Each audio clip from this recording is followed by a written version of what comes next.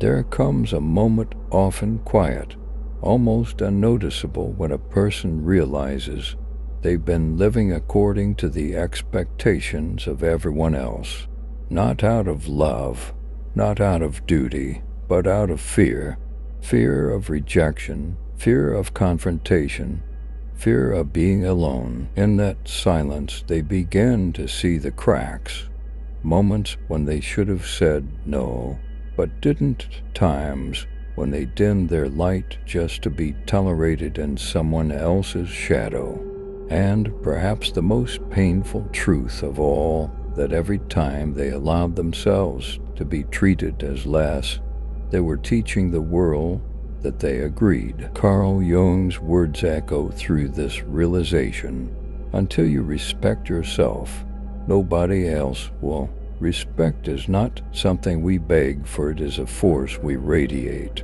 And when it's absent within, it becomes impossible to demand it from the outside. The tragedy is not in being disrespected by others, but in how easily we accept it when we haven't yet learned how to honor ourselves. True transformation begins when we stop blaming others for not seeing our worth and start asking ourselves why we made it invisible in the first place. Every time you say yes when your soul is screaming no, a piece of you fades. It's not immediate, not violent, it's subtle, like erosion. You smile, nod, agree. You compromise on your values, suppress your instincts, and call it maturity. But deep down, you know it's not strength, it's surrender. Not the kind that brings peace, but the kind that feeds silence into your identity. This need for approval, Jung would say, is the chain forged in childhood when we learned love was conditional, validation a reward. So we chase it, we become what they want, and in doing so we abandon ourselves. We think the world will love us more if we shrink, if we adapt, if we betray the raw truth within. But respect is never born in obedience. It's born in boundaries. You do not owe your truth to those who only love your performance. To respect yourself means disappointing others sometimes. It means being misunderstood, but more than that, it means being whole. There is a moment when silence becomes louder than any speech, when your withdrawal from noise, from people, from chaos becomes a presence so powerful it unsettles. In that silence, people no longer see you as passive. They feel something deeper, a force that does not beg to be understood, a mind that refuses to explain itself, a soul that has stopped asking for permission to exist. Carl Jung spoke often of the individuation process, a journey into selfhood so profound that others may mistake it for arrogance. But it's not arrogance, it's sovereignty.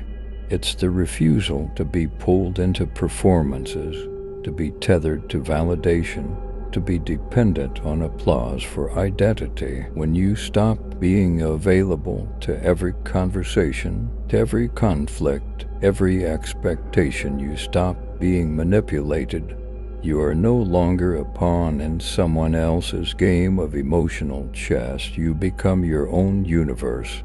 Your time, your energy, your presence, they become sacred again. People will ask, why are you so distant now? But what they're really saying is, why can't I use you like I used to? There comes a point in your evolution when your presence becomes a mirror, not a gentle one, but a cold, unyielding reflection that forces others to see themselves clearly, often for the first time. And many won't like what they see. This is what happens when you begin to respect yourself. You stop tolerating half-truths. You no longer nod along with what you inwardly reject. You don't bend your boundaries to make others comfortable. And in doing so, you unknowingly expose every way they've betrayed themselves. Carl Jung understood the terror of authenticity.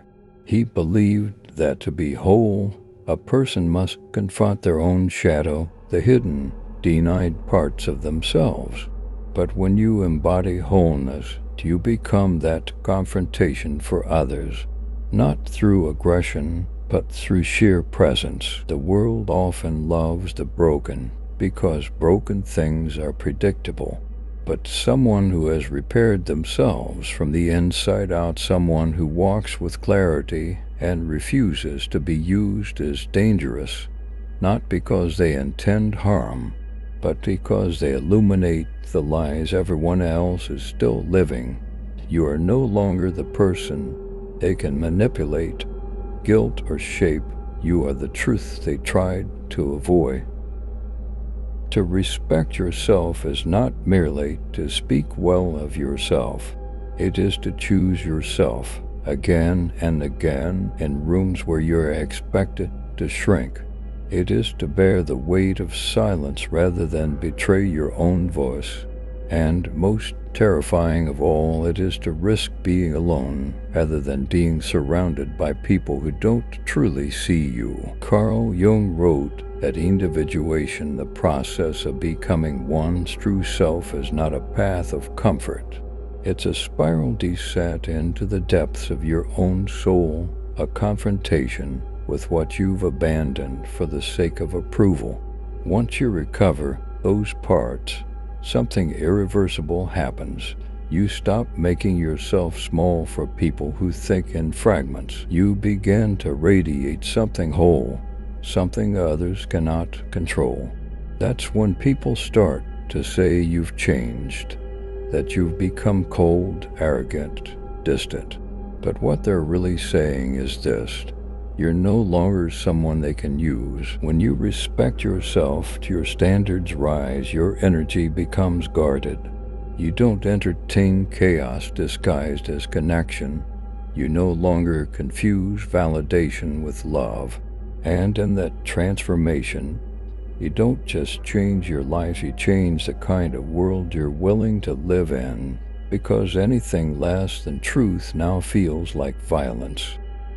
There comes a moment in every inner journey where the nose of the world fades and you are left with yourself, not the image you've projected, not the roles you played, but the raw and sheltered version of you.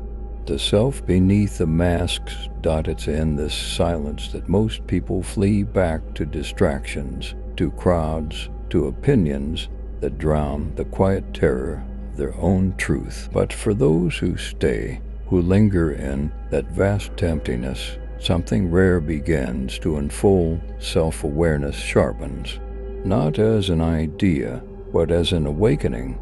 Carl Jung believed that the highest form of maturity is the ability to endure solitude without losing yourself, or worse, becoming addicted to the illusions of connection. When you stop being available to everything outside you, you begin to tune into the profound frequency of what is within. This kind of awareness is dangerous. It makes you see patterns others avoid. It unmasks the reasons behind your choices. And more than anything, it shows you how much of your life was a performance.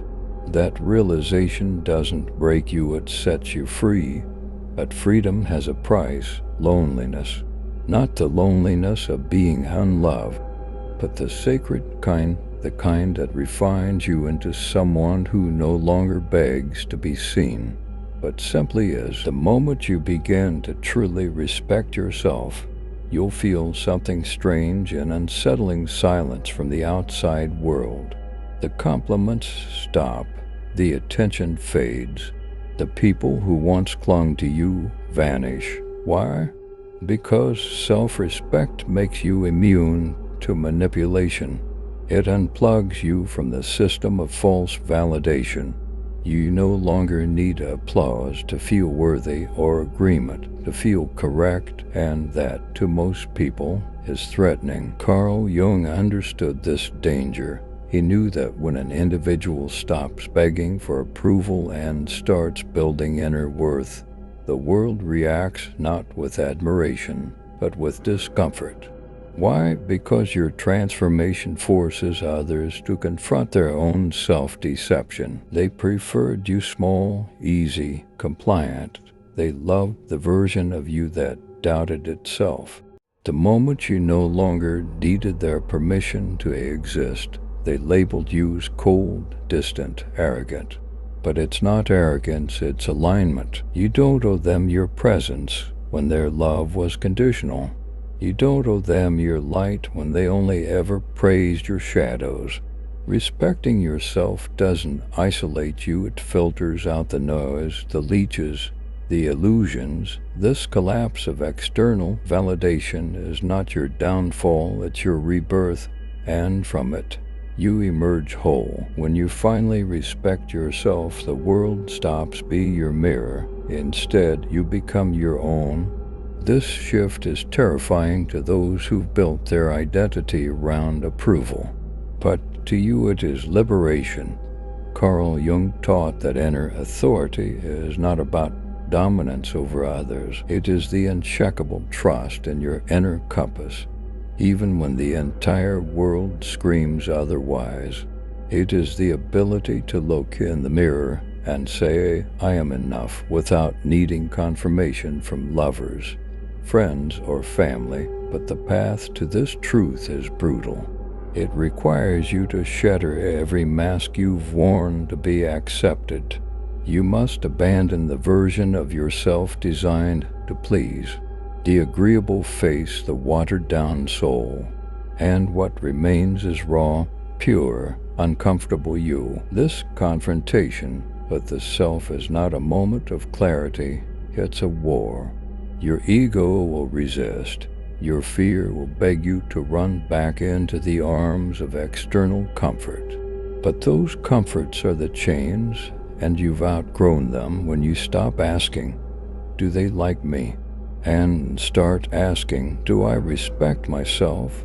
You switch realities. You stop being a puppet.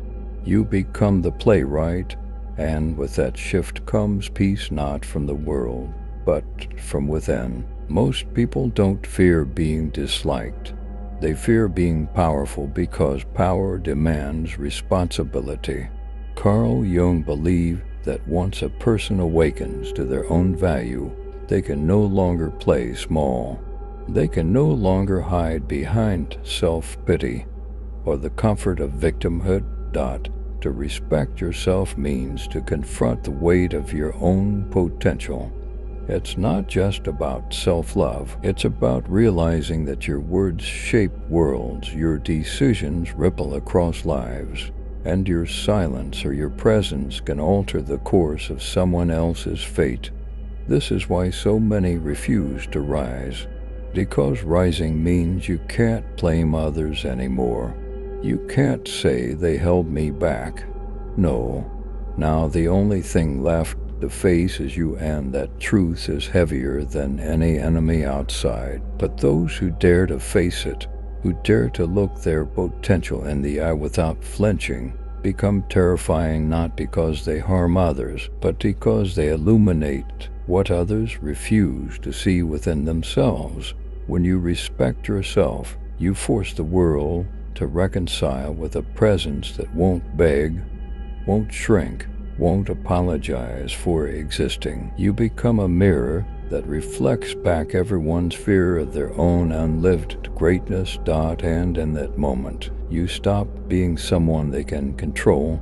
You become someone they must reckon with. Carl Jung once wrote, "The world will ask you who you are, and if you don't know, it will tell you." But what he implied was far more profound. The world becomes a reflection of the standards you set within. If you carry yourself with self-respect, the world begins to respond in kind. If you walk in doubt, people will treat you as someone to be doubted. Most people don't realize they're training others how to treat them every time they tolerate disrespect, every time they silence their voice to keep peace. Every time they make themselves small to be accepted. And over time, this becomes a silent agreement. I don't value myself, and you don't have to either. But when you begin to respect yourself not with arrogance, but with unshakable clarity, you send out a different signal. You don't need to say a word. People feel it in your posture, your boundaries, your energy. You no longer chase approval because you've made peace with the one person whose validation truly matters, yourself. This shift is not loud, but it is seismic. Suddenly, those who once overlooked you began to see you. Those who underestimated you start to rethink, and those who sought to use you are forced to step back, because a person who respects themselves radiates something rare, an inner authority that demands reciprocity. And to those who cannot meet it, your presence becomes uncomfortable, even threatening. Respecting yourself isn't about commanding the world. It's about commanding your space within it and watching the world adapt to the new law you quietly enforce.